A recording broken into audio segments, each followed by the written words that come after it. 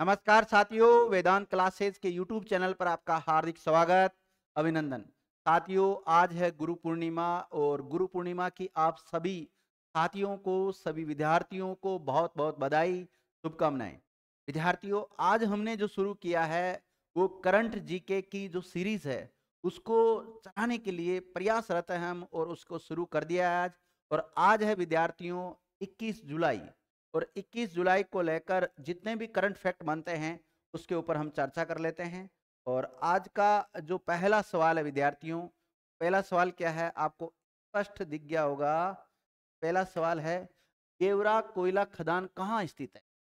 गेवरा कोयला खदान कहाँ स्थित है, जिसे वर्ल्ड एटलस .com के द्वारा दुनिया की दूसरी सबसे बड़ी कोयला खदान का दर्जा दिया गया है। तो दुनिया की दूसरी सबसे बड़ी खदान इसके अनुसार वर्ल्ड एटलस .com के द्वारा, इसके अनुसार दुनिया की दूसरी सबसे बड़ी खदान जिसका नाम है गेवरा कोयला खदान, वो कहाँ पर है? वो विद्यार्थियों भारत में ही है। कहाँ पर है? भारत में है।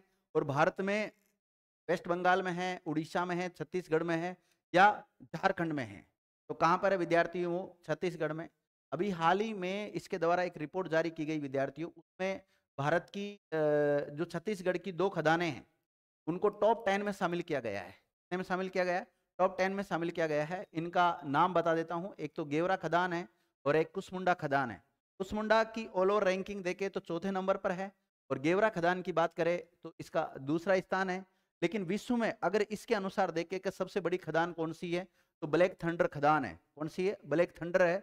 और ब्लैक थंडर माइंस है कहाँ पर विद्यार्थियों? तो ये है यूएसए में, यूनाइटेड स्टेट ऑफ अमेरिका में स्थित है।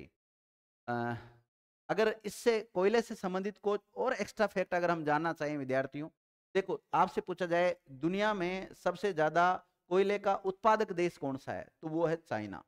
उत्पादक अलग होता है, उपभोक्ता अलग होता है, लेकिन दुनिया में सबसे बड़ा उपभोक्ता देश कौन सा है कोयले का, तो वो भी चाइना है। तो चाहे उत्पादक की बात करें चाहे उपभोक्ता की बात करें, उसमें नाम किसका आएगा? चाइना का आएगा। भारत की स्थिति देखें विद्यार्थियों विश्व स्तर पर, तो भारत दूसरा सबसे बड़ा कोयला उत्पादक देश है। कोयला उत्पादक दूसरा सबसे बड़ा देश है। और अगर बात करें कि ज्ञात कोयले के भंडार सबसे ज्यादा कहां पर है, तो वो यूएसए में है। ज्ञात कोयला भंडार सबसे ज्यादा कहां पर विद्यार्थियों? यूएसए में है। आपसे मेरा एक सवाल हो रहा है कि भारत में सबसे ज्यादा ज्ञात कोयला भंडार कौन से राज्य में है, तो उसका नाम आएगा उड़ीसा। क्या नाम आएगा? उड़ीसा आएगा विद्यार्थियों। भारत में सबसे ज्यादा ज्ञात कोयला भंडार कहाँ है? उड़ीसा में है। और भारत के कौन कौन से राज्य हैं जिसमें सबसे ज्यादा कोयला प्रोडक्ट होता है, उत्पादित होता है? तो 4 राज्यों का नाम याद रखना। पहले पे झारखंड है विद्यार्थियों, दूसरा नंबर उड़ीसा का आता है, तीसरा छत्तीसगढ़ का आ जाता है और चौथा पश्चिम बंगाल का नाम आ जाता है। इनका नाम याद रखना। अगर भारत में देखें कि कोयले का जो वाणिज्यिक तरीके से खनन स्टार्ट कब हुआ था, तो 1774 में हुआ था विद्यार्थियों। पश्चिम बंगाल के जो दामोदर नदी घाटी क्षेत्र है वहां से हुआ था। रानीगंज कोयला जो क्षेत्र कहलाता है वर्तमान में, वहां से। और इसका जो खनन करने वाली कंपनी थी उसका नाम था ईस्ट इंडिया कंपनी, मतलब अंग्रेजों ने शुरू कर दिया था कहने, कह सकते। अगर हम देखें कोयले को, इसकी जो कार्बन की मात्रा है उसके आधार पर सबसे बेस्ट कोयला कौन सा होता है? एंथ्रेसाइट। इसमें सबसे ज्यादा कोयला मतलब कार्बन की मात्रा पाई जाती है। इससे कम बिटुमिनस, इससे कम लिग्नाइट, इससे कम पीट। ये विद्यार्थियों कार्बन की मात्रा के अनुसार घटता हुआ क्रम है। और अगर ऐसे लेके जाओगे तो बढ़ता हुआ क्रम हो जाएगा। तो सबसे ज्यादा एंथ्रेसाइट, फिर कम बिटुमिनस, फिर लिग्नाइट, फिर पीट। कोयले को विद्यार्थियों ब्लैक गोल्ड के नाम से भी जाना जाता है, काला सोना के नाम से भी इसे जाना जाता है। अगला जो प्रश्न है इसको ध्यान से पढ़िएगा कि अंतरिक्ष अनुसंधान समिति के द्वारा किस अंतरिक्ष वैज्ञानिक को हैरी मैसी पुरस्कार से सम्मानित किया गया? हाल ही में विद्यार्थी 2 भारतीय वैज्ञानिक हैं, उनको पुरस्कार दिए गए थे। लेकिन इसमें पूछा क्या गया है कि हैरी मैसी पुरस्कार किसको दिया गया है? तो प्रहलाद चंद्र अग्रवाल को। तो राइट आंसर क्या जाएगा इसका? भी चला जाएगा। अनिल भारद्वाज को भी अवार्ड दिया गया है, लेकिन अनिल भारद्वाज को जो अवार्ड दिया गया है वो विक्रम साराभाई पदक के नाम से जो अवार्ड है वो दिया गया है। अनिल भारद्वाज जी है कौन विद्यार्थियों? तो अनिल भारद्वाज वर्तमान में भौतिक अनुसंधान प्रयोगशाला जो अहमदाबाद गुजरात में है उसका डायरेक्टर है। और थोड़ा सा ये डिटेल जान लीजिए। भारतीय अंतरिक्ष वैज्ञानिक प्रहलाद चंद्र अग्रवाल और अनिल भारद्वाज, इनको अंतरिक्ष अनुसंधान में उनके योगदान के लिए दक्षिणी कोरिया के बसान शहर में आयोजित अपनी द्विवार्षिक बैठक में अंतरिक्ष अनुसंधान समिति जिसे कॉस्पोर के द्वारा सम्मानित किया गया। तो इन दोनों वैज्ञानिकों को जो सम्मान किया है वो किसने सम्मानित किया विद्यार्थियों? कॉस्पोर के द्वारा किया गया है, क्योंकि कॉस्पोर की 45वीं वैज्ञानिक असेंबली 13 से लेकर 21 जुलाई 2024 तक बुसान दक्षिण कोरिया में आयोजित की जा रही है विद्यार्थी। तो यहाँ पर इसको दक्षिण कोरिया में इसका आयोजन किया गया था, वहां पर इनको सम्मानित। अगर हम जाने इस कॉस्पोर के बारे में विद्यार्थियों, तो कॉस्पोर का पूरा नाम होता है कमेटी ऑन स्पेस रिसर्च। क्या होता है? Committee on space research, Hindi में बोलते हैं अंतरिक्ष अनुसंधान समिति। इसकी स्थापना हुई थी विद्यार्थियों 1958 में, और इसका हेडक्वार्टर है पेरिस में। और पेरिस कहाँ है? फ्रांस में। कहाँ है? फ्रांस में। अगला प्रश्न है कि हाल ही में अंतर्राष्ट्रीय शतरंज दिवस कब मनाया गया? तो इंटरनेशनल चेस डे अभी हाल ही में कब मनाया गया था? तो 4 विकल्प दे रखे हैं, 19 जुलाई, 20 जुलाई, 21 जुलाई और 22 जुलाई। तो 22 जुलाई तो अभी तक आया ही नहीं है, या तो 21, 20, 19 तीन ही विकल्प राइट जाएंगे। तो राइट आंसर क्या जाएगा अपना? 20। कौन सा जाएगा? 20 जाएगा विद्यार्थियों। देखिए, ये 20 जुलाई को क्यों मनाया जाता है? क्योंकि 20 जुलाई को फिडे की स्थापना हुई थी। 20 जुलाई 1924 को। कब हुई थी? 20 जुलाई 1924 को फिडे की स्थापना हुई थी। फिडे क्या है? फिडे का पूरा नाम होता है इंटरनेशनल चेस फेडरेशन, अंतर्राष्ट्रीय शतरंज महासंघ है। इसका हेडक्वार्टर है लुसाने में। लुसाने कहाँ है? स्विट्जरलैंड में। और वर्तमान में इसके जो हेड है फिडे के, वो आर्केडी डी वॉर्कोविच है।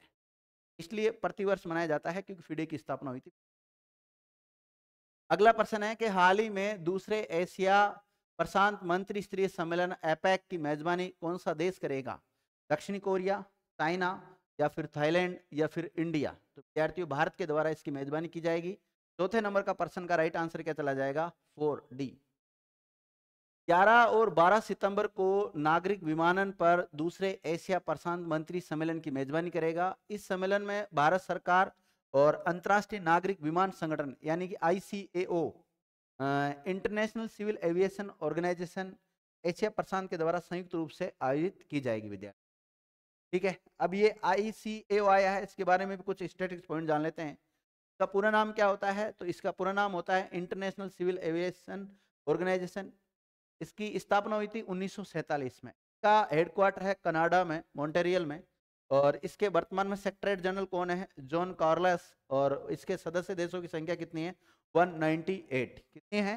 198। अगला प्रश्न देखिएगा, हाल ही में ICAR ने किस क्षेत्र में अनुसंधान को बेहतर करने के लिए एक उत्पादक कार्यक्रम शुरू किया गया है? तो कार्यक्रम का नाम याद रखना, एक वैज्ञानिक और एक उत्पादक। एक वैज्ञानिक और एक उत्पाद। तो ये ICAR ने शुरू किया। किसके लिए शुरू किया है? खाद्य प्रसंस्करण के लिए, पर्यावरण संरक्षण के लिए, कृषि व पशुपालन के लिए और जैव प्रौद्योगिकी के लिए। तो किसके लिए शुरू किया है? कृषि पशुपालन के लिए शुरू किया गया है। ICAR का आपने नाम सुना ही होगा, हिंदी में इसे बोलते हैं भारतीय कृषि अनुसंधान परिषद, और इंग्लिश में इसे बोलते हैं Indian council agriculture research. Short में इसको क्या बोलते हैं? ICAR। तो हिंदी इंग्लिश फुल फॉर्म भी इसकी याद होनी चाहिए। इसका अगर बात करें हेडक्वार्टर कहाँ है, तो नई दिल्ली में हेडक्वार्टर है। डायरेक्टर कौन है? हिमांशु पाठक है। स्थापना कब हुई थी? 1929 में इसकी स्थापना हुई थी। अगला प्रश्न है कि हाल ही में Power Within the Leadership Legacy of Narendra Modi नामक पुस्तक को लॉन्च किया। ये इसके लेखक कौन है? इस पुस्तक के एक पुस्तक लॉन्च की गई है, इसका लेखक कौन है? डॉक्टर आर बाला सुब्रमण्यम, पीयूष पांडे, अल्पना किल्लावाला और सलमान रुश्दी। तो राइट आंसर क्या जाएगा? डॉक्टर आर बाला सुब्रमण्यम इसके लेखक है विद्यार्थी इस पुस्तक के। अगला प्रश्न देखिएगा, बहुत शानदार तरीके का प्रश्न है, यहाँ से प्रश्न बनने की संभावना है। और करंट का प्रश्न तो यहाँ से बनेगा ही बनेगा, साथ ही में कुछ स्टैटिक्स पॉइंट भी मैं इसके लिए लेकर आया हूँ इस प्रश्न से रिलेटेड। देखिए, हाल ही में जुलाई 2024 को भारत के प्रधानमंत्री नरेंद्र मोदी ने किस राज्य में भारत की सबसे बड़ी शहरी सुरंग परियोजना की आधारशिला रखी है? शिलान्यास, आधारशिला, उद्घाटन, इनमें अंतर होता है विद्यार्थियों। तो आधारशिला बोलो चाहे शिलान्यास बोलो, बात एक ही। तो ये किसने रखी है? नरेंद्र मोदी ने रखी विद्यार्थियों। और कौन से राज्य में रखी है? जो कि शहरी टनल होगा ये विद्यार्थी। देखिए, महाराष्ट्र, गुजरात, मध्य प्रदेश और यूपी। तो राइट आंसर जाएगा महाराष्ट्र। क्या चला जाएगा विद्यार्थियों? महाराष्ट्र राइट आंसर इसका जाएगा।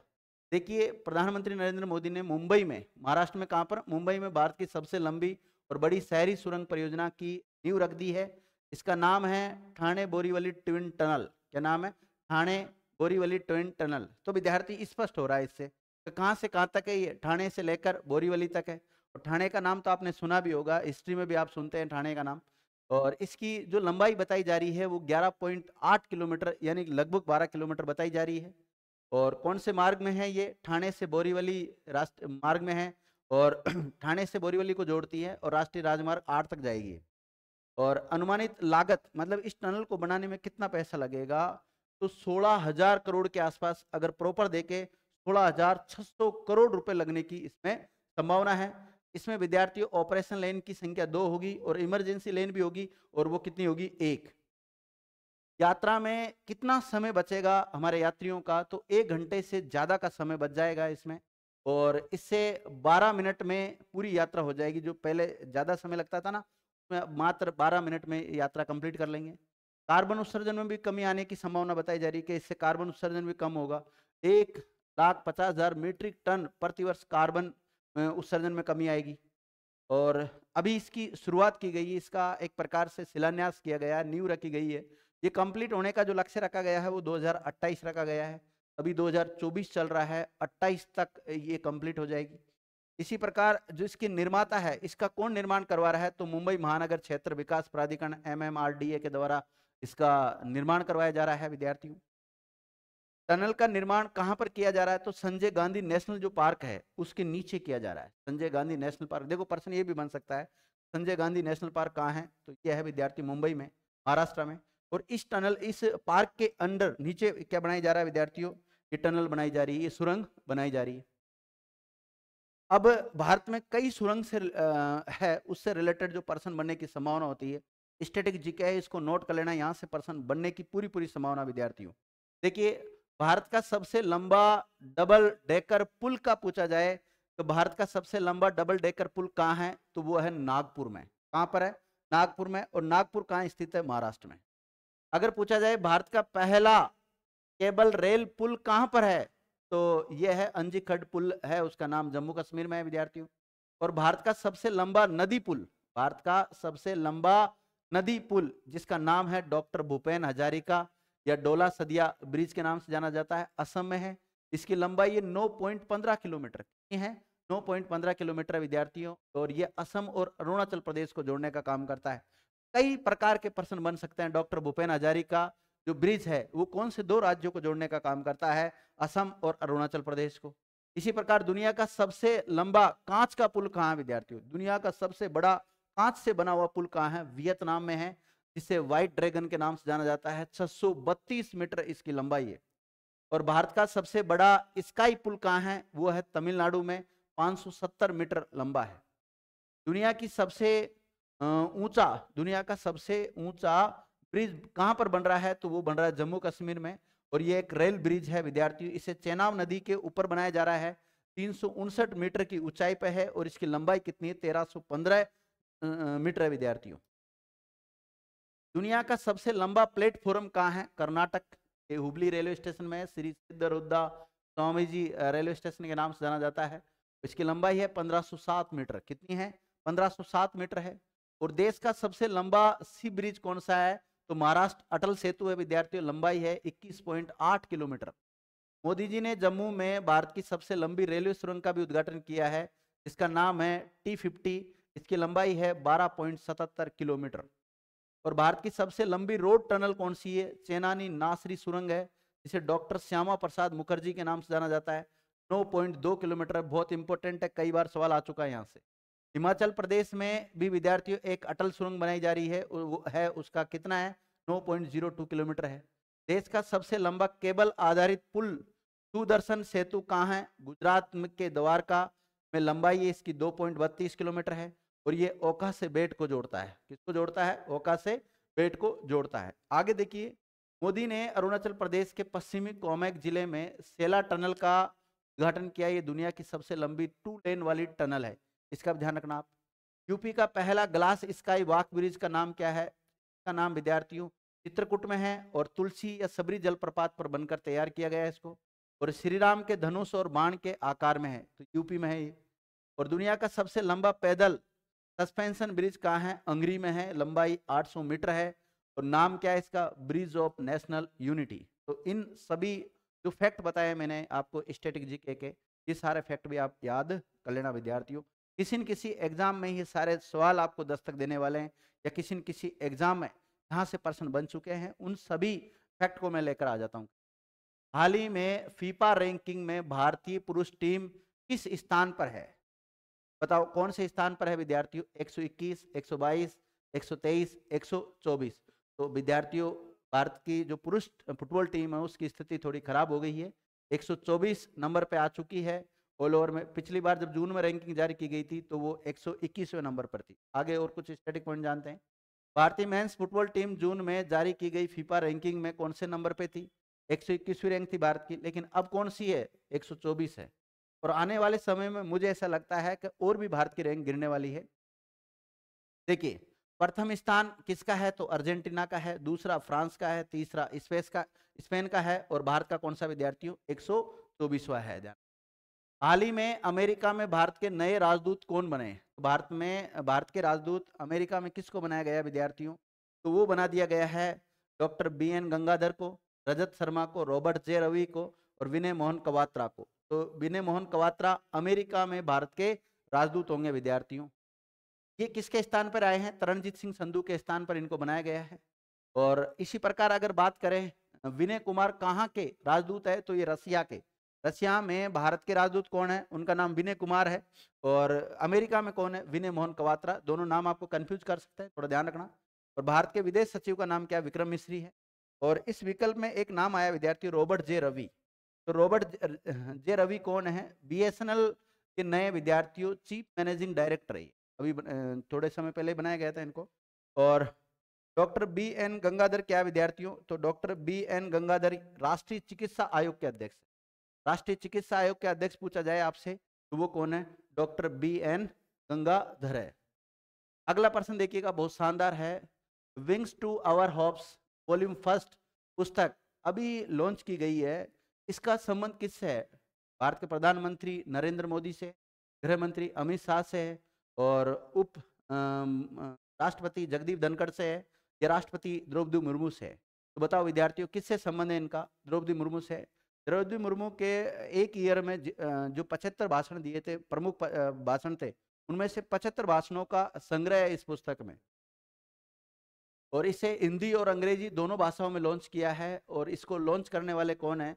जो अभी कृषि मंत्री शिवराज सिंह चौहान, इनके द्वारा इसको लॉन्च किया गया है इस पुस्तक। अगला प्रश्न देखिएगा, अगला प्रश्न क्या है? हाल ही में नासा ने सौरमंडल के बाहर कितने घरों की खोज करके इतिहास रच दिया? कितने घरों की खोज कर दी नासा ने सौरमंडल के बाहर? सौरमंडल किसे कहते हैं? सूर्य और सूर्य के चारों तरफ जितने भी ग्रह चक्कर लगाते हैं उसको पूरे को क्या कहते हैं? सौरमंडल कहते हैं। लेकिन इससे भी बाहर जाकर नासा ने अभी खोज की है कि और भी ग्रह इनको मिले हैं। वो कितने मिले विद्यार्थियों? 6 ग्रह हैं।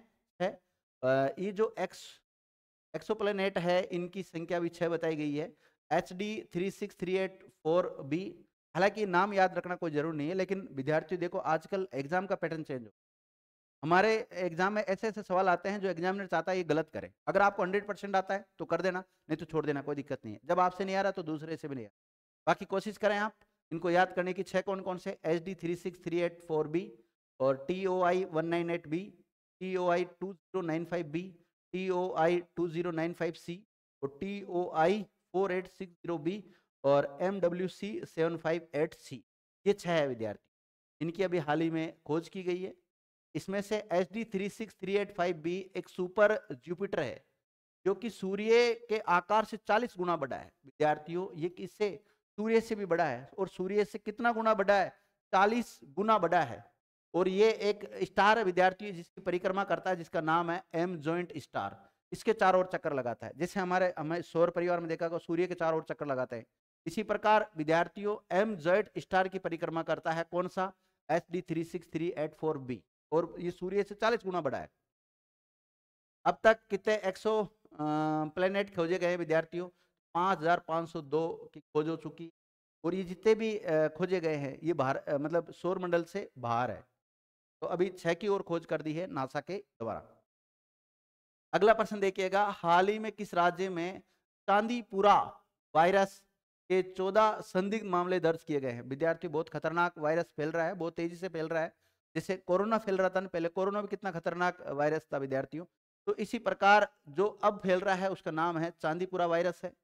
मध्य प्रदेश, यूपी, राजस्थान, गुजरात, तो यहाँ पे सबसे सबसे ज्यादा कौन से राज्य में इसके मामले देखे गए हैं, तो वो देखे गए हैं गुजरात में। कहाँ देखे गए विद्यार्थियों? गुजरात में। अब ये जो चांदीपुरा वायरस है, इसके लक्षण क्या है? इसमें मेन तो विद्यार्थियों बुखार आता है, तेजी से बुखार आता है, जिसके साथ ही फ्लू और तीव्र एंसेफेलाइटिस यानी मस्तिष्क की सूजन जैसे लक्षण होते हैं। इसके लक्षणों में दौरे पड़ना, दस्त लगना, मस्तिष्क में सूजन आना, उल्टी होना, ये सब शामिल है। तो अगर ऐसे किसी व्यक्ति को अगर आप देखते हैं ऐसे बुखार से पीड़ित है, या इस दस्त उल्टी वगैरह हो रही है, तो उसको तुरंत डॉक्टर की सलाह देनी चाहिए, तुरंत डॉक्टर को दिखा लेना चाहिए, जिससे समय पे उसका इलाज हो सके। इसमें बहुत ज़्यादा डेथ रेट है, वो बहुत ज़्यादा है, जल्दी व्यक्ति मर जा रहा है विद्यार्थी। अगला प्रश्न देखिएगा कि हाल ही में किसकी नियुक्ति के साथ सुप्रीम कोर्ट, उच्चतम न्यायालय, भारत में एक ही उच्चतम न्यायालय है, उसमें न्यायाधीशों की संख्या पूरी हो गई है। पूरी होने का मतलब है कि वर्तमान में सुप्रीम कोर्ट के न्यायाधीशों की कुल संख्या होती है 34। में एक तो मुख्य न्यायाधीश होता है और 33 अन्य न्यायाधीश होते हैं विद्यार्थी। तो इसमें अभी कुछ न्यायाधीशों की नियुक्ति की गई है। उनकी नियुक्ति होने के बाद में, हालांकि नियुक्ति तो राष्ट्रपति करता है, शपथ इनको चीफ जस्टिस ऑफ इंडिया दिलाता है। तो किसकी नियुक्ति के साथ ही टोटल 34 हो गए मतलब, तो एन कोटेश्वर सिंह, आर महादेवन, उपयुक्त दोनों, पी रामानुजन कुमार। तो विद्यार्थियों इसका राइट आंसर क्या जाएगा? दोनों। एन कोटेश्वर सिंह और आर महादेवन, इन दोनों की जैसे नियुक्ति हुई है, इसी के साथ सुप्रीम कोर्ट में जो अधिकतम न्यायाधीशों की नियुक्ति हो सकती है वो कंप्लीट हो चुकी है, यानी कि पूरी हो चुकी है, 34 कंप्लीट हो गई। सुप्रीम कोर्ट का नाम आपने सुना ही है। सुप्रीम कोर्ट का उल्लेख विद्यार्थियों कौन से भाग में मिलता है?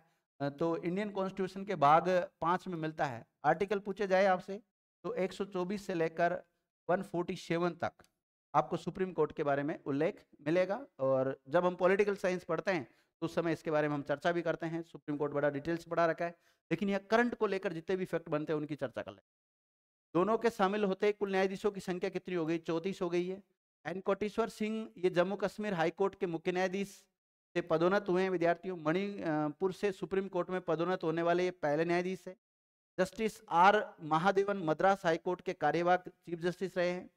और भारत के मुख्य न्यायाधीश चंद्रचूड़ ने दोनों न्यायाधीशों को पद की शपथ दिलाई है। तो शपथ किसने दिलाई इनको? भारत का जो मुख्य न्यायाधीश होता है वो शपथ दिलाता है, नियुक्त राष्ट्रपति करता है। 34 न्यायाधीशों के साथ सुप्रीम कोर्ट 1 सितंबर 2024 को न्यायमूर्ति हिमा कोहली के सेवानिवृत्त होने तक कार्य करेगा विद्यार्थियों। हिमा कोहली विद्यार्थी फिर रिटायरमेंट हो रही है, फिर हो सकता है फिर कम हो जाए और नियुक्त हो जाए, तो फिर देखते हैं क्या। अगला प्रश्न है कि हाल ही में 9वां महिला क्रिकेट एशिया कप 2024 कहां पर शुरू हुआ? तो अर्जेंटीना, श्रीलंका, भूटान या भारत? राइट आंसर क्या चला जाएगा? श्रीलंका में हुआ। देखो भारत ने, देखिए ये कौन से नंबर का है? 9वां। इससे मतलब 8 पहले हो चुके हैं और 8 में से 7 भारत ने जीते हैं। जीते हैं भारत ने 7। और पिछली बार जब बांग्लादेश में हुआ था 8वें नंबर का, 8वें नंबर का कहां पर हुआ था? बांग्लादेश में। तो बांग्लादेश में हुआ था, उसको भी किसने जीता था? भारत ने जीता था विद्यार्थी। किसने जीता था? भारत ने जीता था। तो भारत 8 में से 7 बार विजेता है। और टोटल अब की बार जो हो रहा है 9वां नंबर का हो रहा है। देखिए भारत ने रिकॉर्ड 7 बार महिला क्रिकेट एशिया कप जीता है, बाकी एक बार बांग्लादेश जीते। एक बार कौन जीते? मतलब टोटल 8 बार हो चुका है अब तक। 8 में से एक बार तो बांग्लादेश ने जीत लिया, 7 बार किसने जीता है? भारत ने। अब 9वां हो रहा है, अब देखते हैं 9वां कौन जीतता है।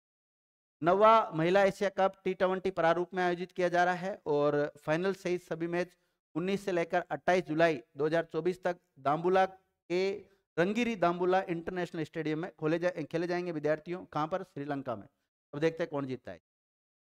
अगला प्रश्न देखिएगा, हाल ही में कहां पर 100% हाइड्रोजन से चलने वाली दुनिया की पहली वाणिज्यिक यात्री नौका लॉन्च की गई है? तो कहां पर लॉन्च की गई है? प्रश्न को ढंग से पढ़ लीजिए। मैक्सिको, कैलिफोर्निया, सैन फ्रांसिस्को या भारत? सैन फ्रांसिस्को यूएसए में। कहां पर विद्यार्थियों? San Francisco USA. C right answer जाएगा।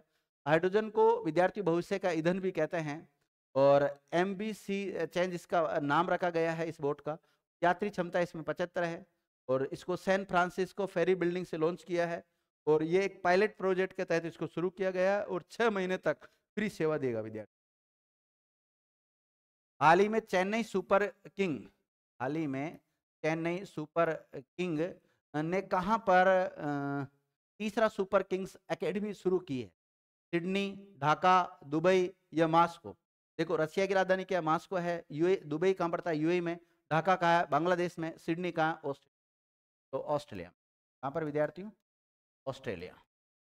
ऑस्ट्रेलिया में शुरू किया गया, सिडनी में। देखिए, जो चेन्नई सुपर किंग है, इसने पहला अपना जो एकेडमी खोली थी वो डलास यूएसए में खोली गई थी, दूसरी रीडिंग यूनाइटेड किंगडम में, और तीसरा सिडनी ऑस्ट्रेलिया में।